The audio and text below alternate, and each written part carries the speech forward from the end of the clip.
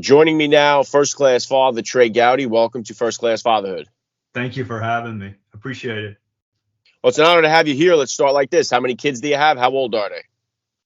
Two, we have a 30-year-old son who's getting married in October. So we'll be picking up a daughter come October. And we have a 25-year-old daughter. Both of them went to law school.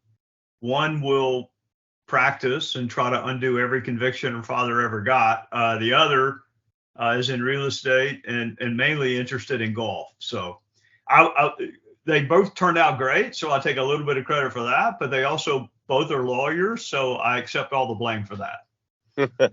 Wow, very cool. It sounds like you've done a wonderful job here. And if you could, Trey, just for the people who don't know, if you just take a second to hit them with a little bit about your background and what you do.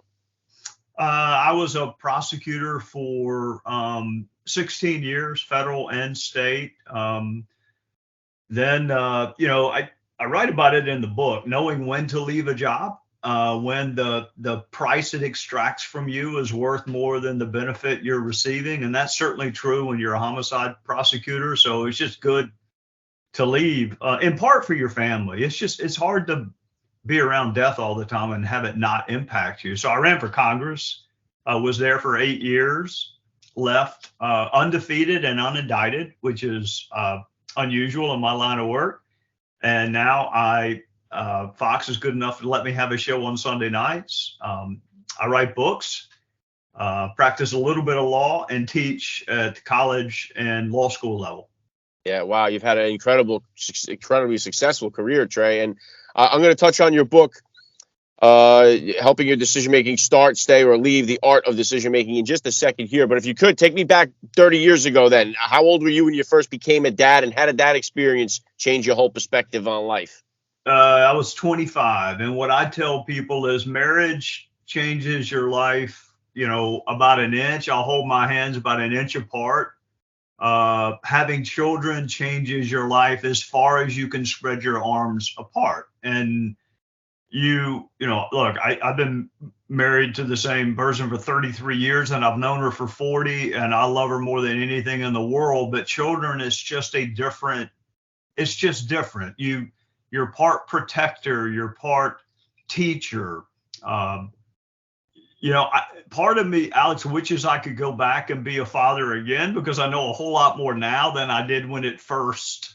I mean, you're so scared. I remember walking in and, my dad's a pediatrician. So you grow up hearing about things with children, and I'd put my hand on their chest, just, to make, we all do it, to make sure they're still breathing.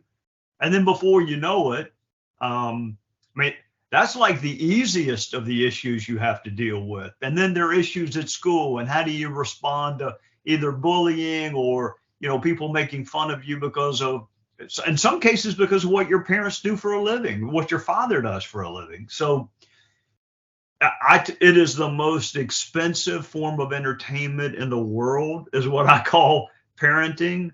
And I do write in this book about our desire to leave a legacy, something that is bigger than ourselves. And the reality is, for those of us blessed to have children, that's our best shot at a legacy, whatever we have put into their lives.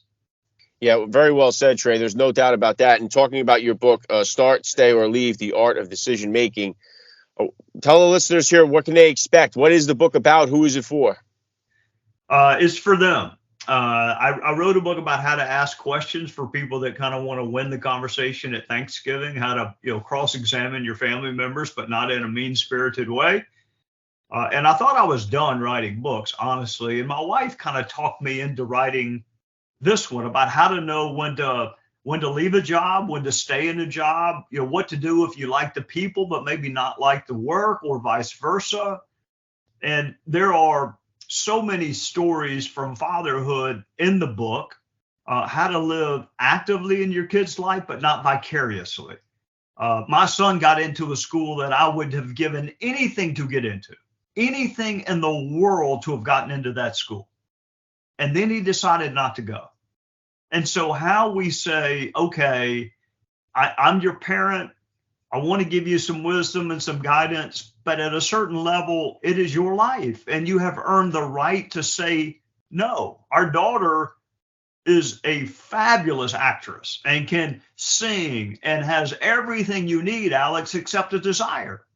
So how do you balance pushing your kids to do something they're good at, but not trying to live their lives for them or live vicariously? I mean, I can't sing. I cannot imagine being able to sing and not doing it. I can't. I would love to be the fifth member of U2. That's, to me, is the dream job. So to have ability or talent and then decide that's just not what I want to do, as a parent, it's hard to know when to kind of dial back and be supportive, when to push and say, well, you have a gift and you need to explore that gift. Overcoming fear, that's something that kind of guided my life as a kid growing up. I was afraid of being abandoned by my parents. Don't ask me why. Then as a homicide prosecutor, you live in fear of something happening to your family. So how to equip your children on how to view caution as a good thing, but debilitating fear as a bad thing? Well, I would say some of the decision making too for parents, especially early on. I know for my wife and I, we decided that my wife would stay home and raise the kids, and that I would pick up the extra hustles on the side to do that. And one of the other big decisions for us in early on in the process was whether or not to send our kids to Catholic school or to private school or to public school. And those were very difficult decisions that I think a lot of times parents need to have or couples need to have way early in the relationship, so that this way, when it comes time for that, you're not trying to make it up as you go. Does the book kind of get into stuff like that and to help young couples, young parents on their journey in the beginning and the onset of parenthood and marriage and the whole bit? Yeah, because I mean, as you put your finger on it, there's so many decisions to make. I mean, you touched on one. My wife, has completely changed her career to accommodate our two children. Majored in art and accounting and wound up teaching music and being a teacher's aide and an elementary school teacher. So her schedule would mirror our children's. But there are certain things I would argue that a father is primarily responsible for. And it's not fair to ask a wife to do that. And, people can fill in the blanks what they think those differences are. But I think, ideally you have two different perspectives for a reason. But think about in your own fatherhood, the decisions you make. All right. Your kids want to go hang out with this group when they're in junior high or high school. I mean, do you let them learn for themselves the value of picking good friends, or do you put your foot down and say, not only no, but heck no? You can imagine growing up with a prosecutor is not easy for children, particularly in high school. I mean, they think all your father does is put, our friends' parents in jail. That's all he does. So how to help them think critically? When you're in politics, people want to know what your kids think. And they're stunned to know that I've got one child that probably couldn't tell you who the president is. He just doesn't follow politics. And the other doesn't agree with me. So are we going to decide as parents to teach them to think critically, or are we going to decide as parents to have little robots that think like we do? Yeah, and I think too, Trey, excuse me. I think too, as I get further in this, my oldest is only a junior in high school right now, but I started to find out that I have a lot less control than I think I do at sometimes. When especially now, like they're deciding what they, and it's big for them to try to decide what they want to do with the rest of their life, and it's such a weight on them as like, oh, I have to pick something. It's almost like the B movie where they have to pick that one job and they have to do it for the rest of their lives, and it's like it's very nerve-wracking and anxious for them. Is there any kind of I know you talk in the book about decision making where seeing the end, having a clear vision of the end helps you along the journey of the decisions that you're going to come across. But do you have any kind of advice for them kids right now, or for parents that have kids that are struggling with that vision of what they want to do and they're stuck in that spot? Like, I don't know what it is I want to do with the rest of my life. Yeah, I think the highest compliment our children can give us is that our parents helped us make the best decisions for ourselves. They didn't say, I'm going to relive my own childhood through my children. I'm going to live vicariously and do all the things. I mean, look, I put a lot of, I don't want to say pressure on my kids, but I was very interested in what they majored in college, because I wanted them to see the value of thinking critically, no matter what you major in. I mean, I remember telling my daughter, you can major in music and go to law school. So you have to pick something that helps you think critically. If your children are junior high school, you say, or high school? My oldest is in a junior in high school. Okay, so you've got, whether to go to college, where to go to college, whether or not to take on debt to go to a school that's maybe ranked here or emerge with less debt, but at a different school. And one of the big roles of fathers, at least what I try to do with my kids, is let them know that there are always escape routes. I mean, you can major in political science and have no desire to go into politics. There are so many different ways to get to what you think is that proper final scene, or what you want to be remembered for, what you want your reputation or legacy to be. There are 1,000 ways to get there. And it's okay. The other thing, Alex, is, you got to do it, but not in a morbid way. Some mistakes are free. Nobody ever finds out about them. Some cost you maybe a speeding ticket. Some cost you your life, or cost a friend their lives. So how to let people learn from their mistakes, but also let them know that all mistakes are not equal. And some carry consequences that you really cannot wash off for the rest of your life.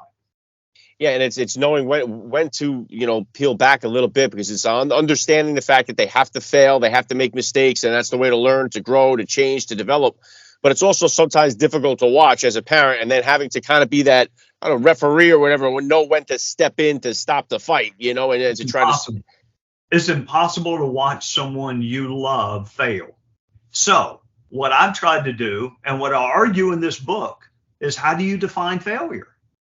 I mean, I go through my list of people that I respect the most in life, and they all lost. Some of them lost a lot. Abraham Lincoln lost a lot. Jesus Christ lost a voice vote to a guy named Barabbas. As a good Catholic, you probably remember the story. Dietrich Bonhoeffer lost. Martin Luther King Jr. lost. Roger Staubach from the Dallas Cowboys lost. So the difference between losing and failing, if we can help our kids understand the distinction between those two, then we've been a good parent. Yeah, you're right about that. I know in baseball, if you miss 7 out of 10 times, meaning you hit only 3 out of 10, they'll give you millions of dollars. So everybody does do it. And as you said, it is difficult to watch along the way. And I'm curious to get your take on this. I love to ask the dads, what type of disciplinarian are you, Trey, as a dad with the kids when they were growing up? And is that different than the discipline style that you grew up with? Yes and yes. My father was tough. I had 3 sisters. I was first in line for spankings. Sometimes he got fatigued meting out discipline to me, so I had to go get back in line so he could kind of regather his strength. And sometimes what we do, Alex, is we just kind of, I don't want to say overcorrect, but we go in the opposite direction. I was never into physical punishment. You have to know your child and what motivates that child. And sometimes it's a stern look. And sometimes it's just sitting them down and saying, I'm disappointed. And sometimes you got to take stuff away from them. I was not, my wife is the sweetest human being on the face of the earth. You couldn't tell if she was mad at you or not. You really honestly cannot tell. So someone has to let the children know we're disappointed. But I was never, if you ask my kids, was he a tough disciplinarian? I think they would say, for a prosecutor, he was pretty easy to manipulate, I think is what they'd probably tell you. Wow, incredible. And I know I always ask that too, because I know it's so important, not just the discipline that a father brings to the table, but just the presence alone, because there's such a fatherless crisis we have in our country with so many kids that don't have the father or a father figure in their life. And that's one of the things I harp on a lot on this show, is that I believe it's the number one social issue we have in our country, and that if we could get more dads back in the home, strengthen the family units, most of the problems that we see would start to go away pretty quickly. What's your take?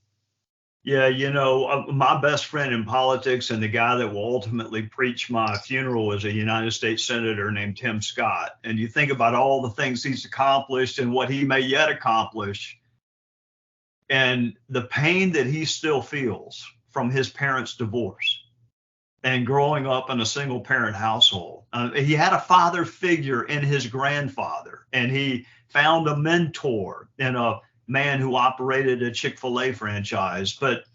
But just even with all he's accomplished, what he still feels like maybe he missed by not having that consistent father presence in his life. So moms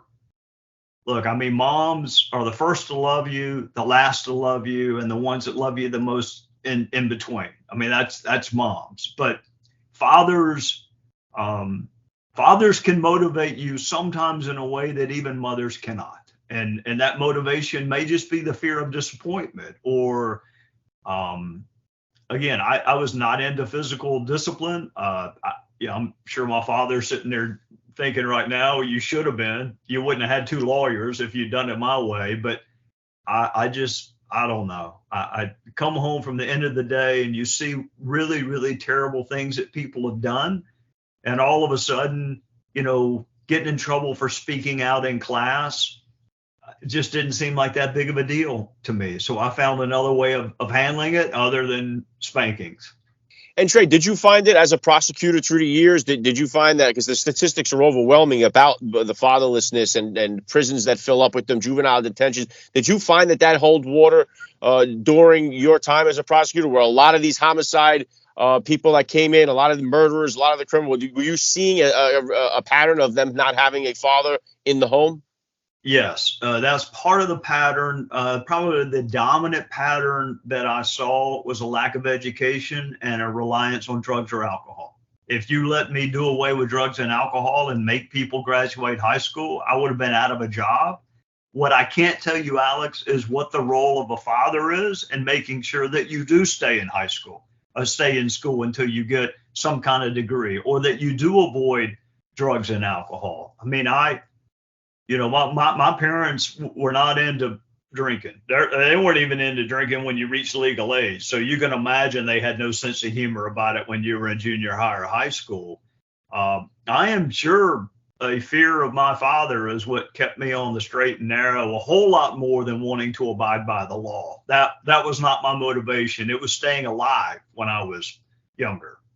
Yeah, there's no doubt about that. And just what you're talking about with the education, I know the number is that 71% of high school dropouts come from fatherless homes. And I know it touches on so many of the different aspects of our society and so crucial. And it always seems like we get caught up in this game of, like, whenever I talk about this, a lot of times I'll get blowback, especially on social media, as if it's taking away something from moms by trying to talk about the fathers. And and I know we have this competition now between who's better, men, women, moms, dads, and it's not that way. Both are equally just as important when it comes to raising a child.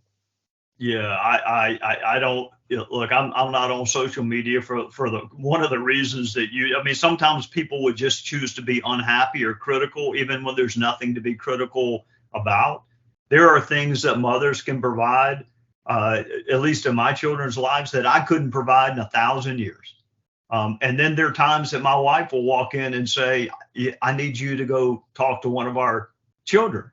Because you can communicate it in a way that I have not been able to do. So anyone who would suggest that you are not better off with two different people trying to pull in the same direction and get someone to the right destination, why would you not choose two? Look, a lot of people don't have that luxury. I mean, sometimes it is just one, and God bless them. But if you have two trying to accomplish the same goal, aren't you going to get there quicker? Yeah, there's no doubt about it. So, as I said, I think it's one of the most crucial things you could do for a child is give them that from both sides. I mean, especially too, because they take on different roles, one to nurture and love, one to protect and provide. And I think you need them both so critically. And back to the book here, Start, Stay, or Leave, The Art of Decision Making. Book available at the time of putting this out here. So what is the plans for the book? You're doing a book tour here? What's that going to look like for you? You're going to be making the rounds on all the shows? You're going to do some book signings? What are you looking forward to throughout the book push? All of the above. Going to do some, My friends in television have been great. They've actually read the book.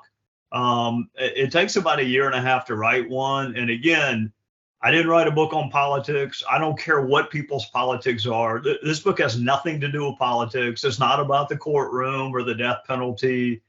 It's about making decisions in life. And we all make decisions, no matter our religious, political, socioeconomic background. I want to empower people.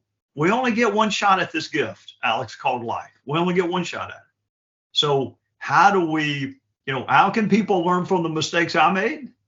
And how can you kind of design what I want to be able to say about my life at the end, when I retire, at my 50th wedding anniversary, or when I'm dead?